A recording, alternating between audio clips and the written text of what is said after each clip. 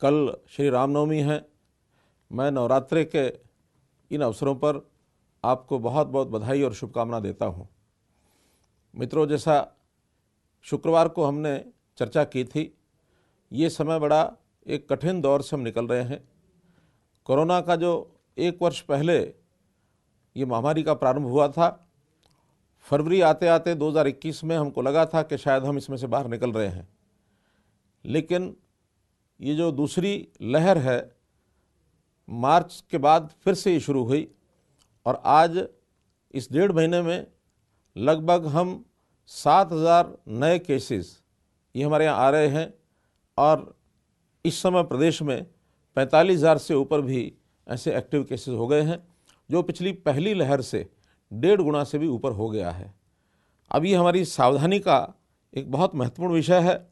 हमारी पहली प्राथमिकता है कि हम किस प्रकार से सुरक्षित रहें, कैसे अपने आप को बचाव कर सकें।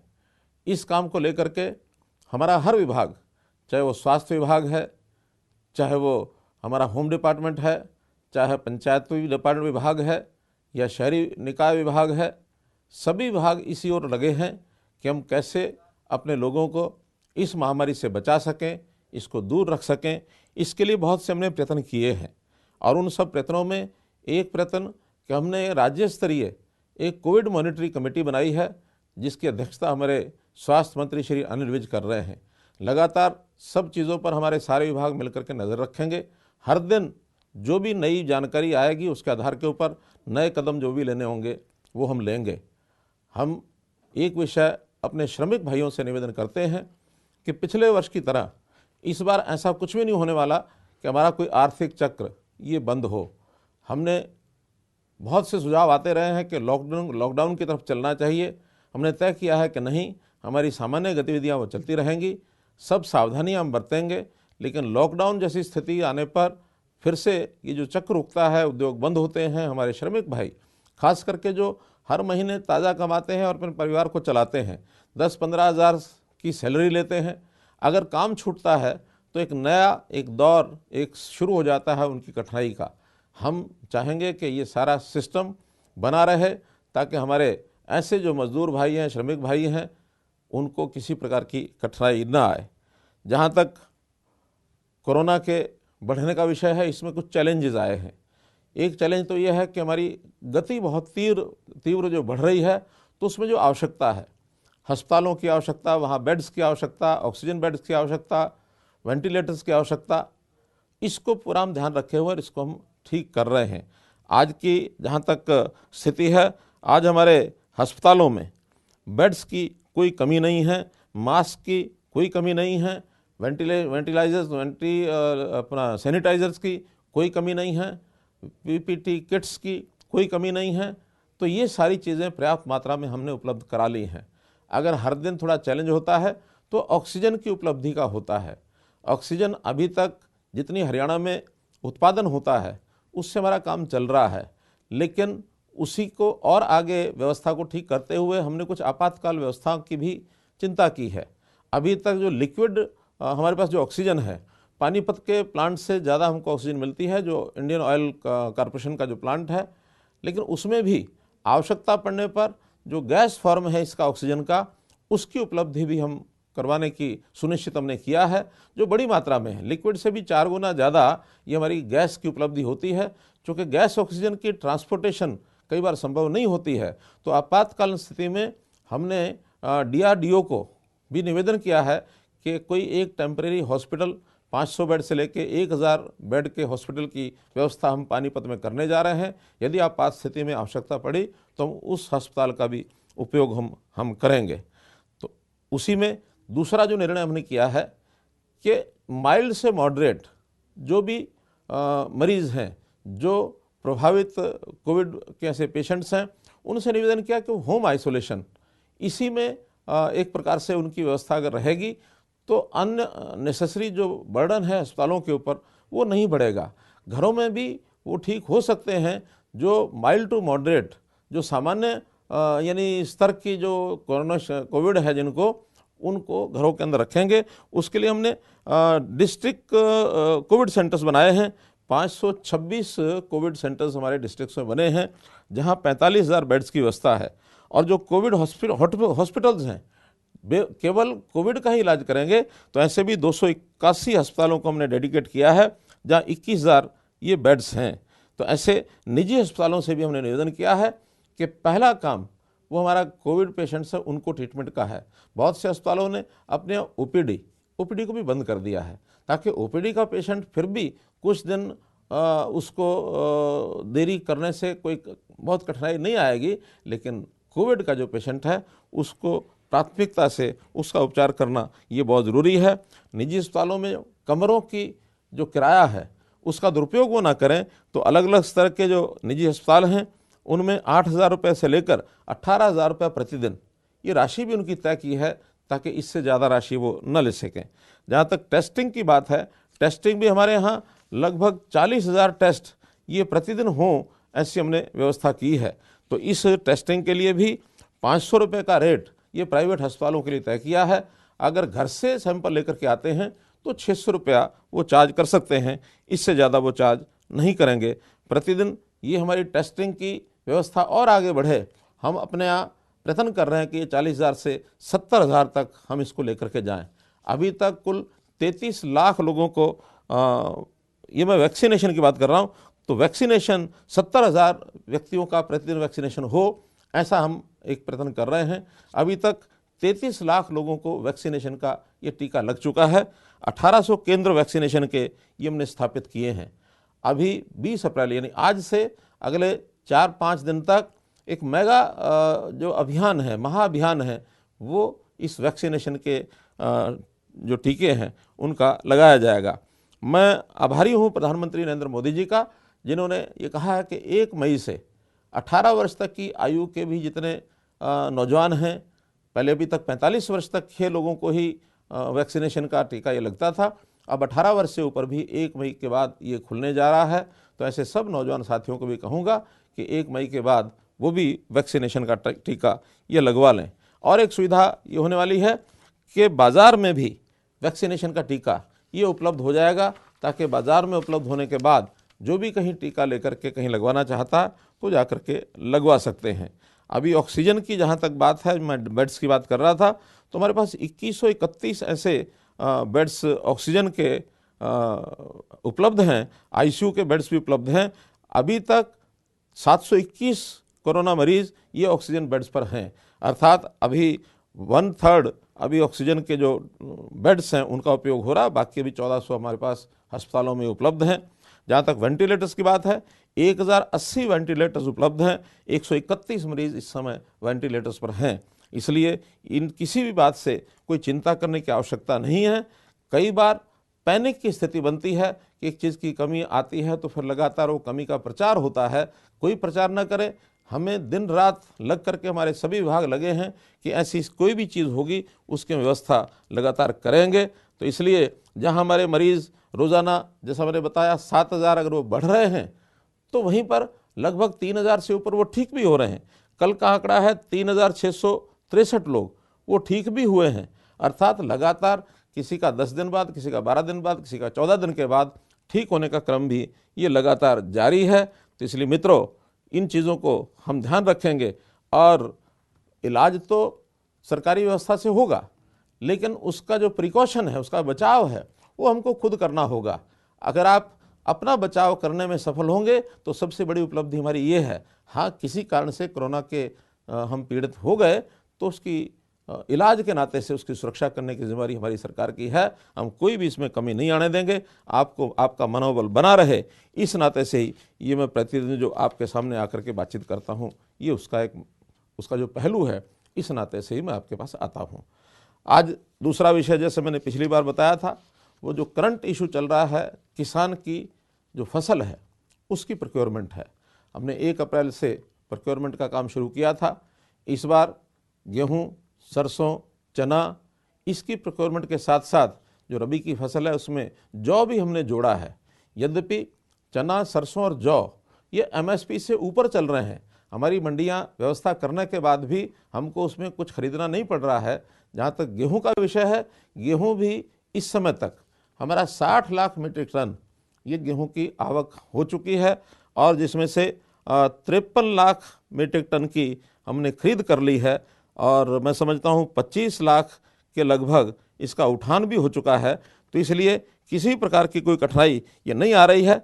मंडियों के अंदर कुछ दिनों में आवक थोड़ा ज़्यादा हुई थी, ग्लटिंग हुई थी। हमने 2 दिन के लिए निवेदन किया था कि थोड़ा रोक करके अगर लाएंगे तो फिर मंडियों की व्यवस्था ठीक हो जाएगी। आज की स्थिति में मंडियों की स्थिति एकदम सही है, कहीं कोई कठिनाई आती नहीं है।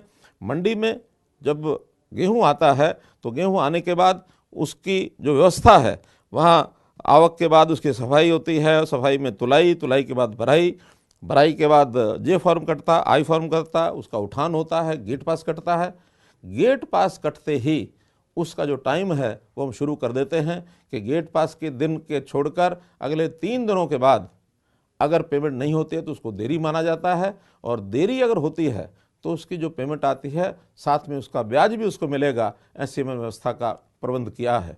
अभी तक किसानों को सीधी पेमेंट इस बार चूँकि पहली बार कर रहे हैं तो 2336 करोड़ रुपए की पेमेंट ये सब किसान को सीधी जा चुकी है, उनके खातों में चली गई है। और आज ही हमने हिसाब लगवाया कि इसमें से देरी कितनी हुई है।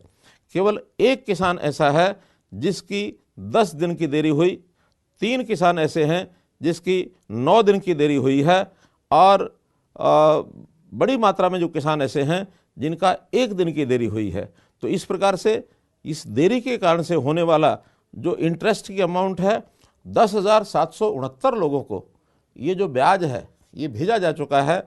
7,80,000 रुपये ये पेमेंट ब्याज के खाते में ही उनको भेजी गई है, और ये पहली बार होगा कि उनको सीधा ब्याज जो है वो किसानों को ये मिलेगा। हमने इस बार मंडियों की व्यवस्था भी पर्याप्त की है। 396 मंडियाँ जो हमारी रेगुलर मंडियाँ हैं वो प्रोक्योरमेंट जैसे पहले काम करती थी इस बार कर रही हैं। साथ में 77 खरीद केंद्र ये भी बनाए गए हैं, क्योंकि जहाँ कहीं ग्लटिंग हुई, भीड़ ज़्यादा हुई, तो वहाँ पर पास के जो खरीद केंद्र हैं उसमें वही सारी व्यवस्थाएं करके और ये सब हमने किया है। मित्रों, इस बार जो देखा है हमने कि जो हमारी पहले की व्यवस्था है मेरी फसल मेरा ब्यौरा, लगातार हर साल उसमें सुधार होते जा रहे हैं। 3 वर्ष से मेरी फसल मेरा ब्यौरा इस स्कीम के अंतर्गत हम किसानों को कहते हैं कि हर वर्ष अपनी बोई हुई फसल उसका पंजीकरण कराएं। पंजीकरण कराने के कई हेतु हैं। कुल मिलाकर हरियाणा की पूरी भूमि उसकी हमें जानकारी मिलती है कि कितनी पर बिजाई हुई है, कितनी खाली रही है, खाली किन कारणों से रही है, और जो बिजाई हुई है बिजाई के बाद उस फसल का उसकी बिक्री ठीक हो जाए, किसी की बिक्री में कठिनाई ना आए, उसमें हम योजना ठीक से बना सकते हैं ताकि अगली बार बिजाई में किसी चीज़ को कम कराना है, ज़्यादा कराना है, आखिर तो प्लानिंग के आधार पर बिजाई होगी, किसान का ज़्यादा लाभ होगा। कभी कभी उद्देश्य दूसरे भी रहते हैं, जैसा पानी बचाने का उद्देश्य है। हमने कहा कि अगर धान की बिजाई कम करके विविधीकरण से दूसरी फसलों पर आएंगे तो हम उसमें इंसेंटिव भी देंगे। हमने 7,000 रुपया प्रति एकड़ धान छोड़कर दूसरी फसल बोने वाले को पिछले वर्ष दिया है। 96,000 एकड़ में धान छोड़ा गया है, तो ये बहुत अच्छी पहल है। इस बार भी हम विचार करते हैं कि इस 96,000 को हम आह्वान करेंगे कि 2 लाख एकड़ ज़मीन इस पर धान कम करके चाहे कपास बिजाई की जाए और चाहे मक्का बिजाई की जाए अथवा अन्य फसलें जो इस समय की फसलें होंगी खरीफ की, उनकी बिजाई करेंगे ताकि हमारी पानी की ये बचत होगी, और धान के बजाय दूसरी ऐसी फसलें जो कैश क्रॉप्स हैं जिसमें किसान की आमदन ज़्यादा हो सकती है उस पर यदि जाएंगे तो उसका भी हमको लाभ मिलेगा। तो इस प्रकार किसान के पंजीकरण करने के बाद वो किसान जो अपनी फसल को बेचने के लिए आता है, अभी तक क्या होता था कि जो भूमि मालिक है, चाहे मुआवजे का पैसा हो चाहे फसल की बिक्री का पैसा हो, अगर मिलता था तो उसी को मिलता था। लेकिन हमने प्रावधान किया है कि नहीं, मालिक के अलावा जो खेतीहर है, जो किसान है, जो काश्तकार है, जो रजिस्टर करेगा, रजिस्ट्रेशन के बाद जो मंडी में अनाज लेके आएगा ये पैसा उसी को मिलेगा। ये प्रावधान पहले नहीं होता था, ये हमने आने के बाद किया है और इससे बहुत बड़ा संतोष ये सब हुआ है। और हमने मंडियों में रजिस्ट्रेशन के समय एक बात और की है, परिवार पहचान पत्र इसको भी जोड़ा है ताकि उस किसान की परिवार की सारी जानकारियाँ वो उसके साथ जुड़ी हुई हैं, तो उस किसान को कितना उसमें लाभ होता है, पिछले वर्षों में वो क्या कर रहा था, आगे उत्तरोत्तर कैसे वो बढ़ रहा है, तो उसका एक डाटा भी हम मेंटेन करना चाहते हैं जिसका उसको एक लाभ होने वाला है। तो मित्रों, हम किसानों के भले के लिए, जैसा प्रधानमंत्री जी ने कहा था कि हम 2022 किसान की आय डबल करना चाहते हैं। अब ये ठीक है कि बीच में ये जो एक वर्ष और अब दूसरा वर्ष भी कोरोना का एक जो प्रकोप है, इसके कारण से हो सकता है कुछ योजनाएं हमारी उस गति से आगे न बढ़ पाएँ, लेकिन फिर भी हमारी कोशिश रहेगी कि हर काम से ऐसा सिस्टम बनाया जाए कि किसानों को हम उसकी आय जो है वो डबल करा सकें। ये ठीक है कि कुछ बातों का भ्रम कुछ बंधुओं में ऐसा फैला दिया जाता है, लेकिन उस भ्रम को दूर करने के लिए भी जैसे जैसे व्यवस्थाएं आगे बनेंगी, किसान को अपने आप समझ में आएगा कि हमारे हित में क्या है और हमारे अहित में क्या है। तो किसान के हित में जो हो उसको किसान स्वीकार करता जाए, और किसान के हित में कोई चीज़ नहीं है तो उसको स्वीकार करने की भी आवश्यकता नहीं है। किसान के ऊपर किसी प्रकार का दबाव डाल करके कोई चीज़ बनवाने का कोई इरादा न केंद्र सरकार का है, न हमारा हरियाणा सरकार का है। इसलिए इस बात से बिल्कुल आश्वस्त रहें, ये मैं उनको एक प्रकार से और विश्वास दिलाना चाहता हूँ। किसानों के हित के लिए एक नई योजना बना रहे हैं, किसान मित्र योजना। और इस किसान मित्र योजना में हम कुछ वॉलंटियर्स को रजिस्ट्रेशन उनका कराएंगे, ताकि कुछ ऐसे किसान अपने आसपास के छोटे किसान जिनकी छोटी जोत है, ऐसे किसानों को कैसे लाभ हो उनके साथ जोड़ करके उनको समझा सकें। तो ऐसे किसान मित्र योजना बहुत जल्दी शुरू होगी। उससे पहले कुछ किसानों को वॉलंटियर इस नाते से हम कहेंगे वो पंजीकरण कराएंगे, ताकि अपने आसपास के किसानों का वो भला करने के लिए उनका जो आर्थिक मैनेजमेंट है वो कैसे कर सकते हैं, कौन सी फसल की बुआई करनी है, किस में ज़्यादा लाभ होता है, या समय समय पर आकस्मिक किसी भी परामर्श की आवश्यकता होती है तो वो सब लोग उसमें दे सकें। एक अंतिम विषय में ये भी कहना चाहूँगा कि हमने एक और योजना ली है गरीबी उन्मूलन की, और जिसके अंदर मुख्यमंत्री अंत्योदय परिवार उत्थान योजना। उस योजना में जो भी परिवार न्यूनतम आय वाले हमको 1 लाख मिलेंगे, तो ऐसे 1 लाख परिवारों की आय कैसे बढ़ाई जाए, इसके लिए सब विभागों से मिलकर के योजना बना ली गई है। विभिन्न प्रकार के काम उनको बता दिए गए हैं, और उसका प्रारंभ जैसा परिवार पहचान पत्र का विषय मैंने बताया था, उस परिवार पहचान पत्र में पूरा उनका जो डाटा होगा, परिवार के सदस्यों की संख्या कितनी है, उनकी उम्र कितनी है, उनकी शिक्षा क्या क्या हुई है, व्यवसाय क्या करते हैं, आय क्या है, और फिर इस सब का वेरिफिकेशन सेल्फ डिक्लेयर्ड जो किसान ने अपने आप भरवाई है उसके वेरिफिकेशन करने की सिस्टम भी हमने बनाया है।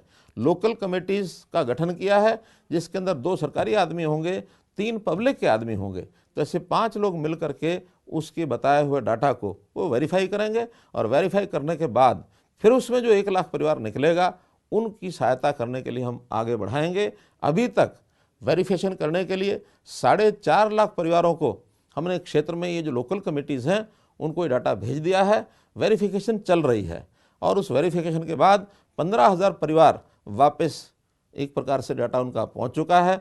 उन 15,000 परिवारों को संपर्क करके क्या वो काम कर सकते हैं, कोई अपना व्यवसाय कर सकते हैं, कहीं छोटी नौकरी कर सकते हैं, कोई मजदूरी कर सकते हैं, कोई पशु बांध करके उसके दूध के बाद उसका जो आर्थिक उपार्जन जो उन्होंने करना है वो कर सकते हैं, छोटा लघु उद्योग कर सकते हैं। कोई परिवार ऐसा भी हो सकता है कि बहुत ही लाचार परिवार हो, शायद कुछ भी ना कर सके, उसकी भी व्यवस्था विचार करेंगे। लेकिन योजनाएं अब पहले की तरह नहीं चलेंगी कि केंद्र की योजना आ गई, प्रदेश की योजना आ गई, हमने प्रचारित कर दिया और लोग अपने आप मांगने आते हैं। पहले मांगने आते थे, फिर हमने उसके लिए एक अलग व्यवस्था की थी, उसके लिए सरल केंद्र बनाए थे, अंत्योदय केंद्र बनाए थे कि वहाँ जा कर के अपने फार्म को भर दो और सुविधा आपको वहीं घर बैठे मिलेगी।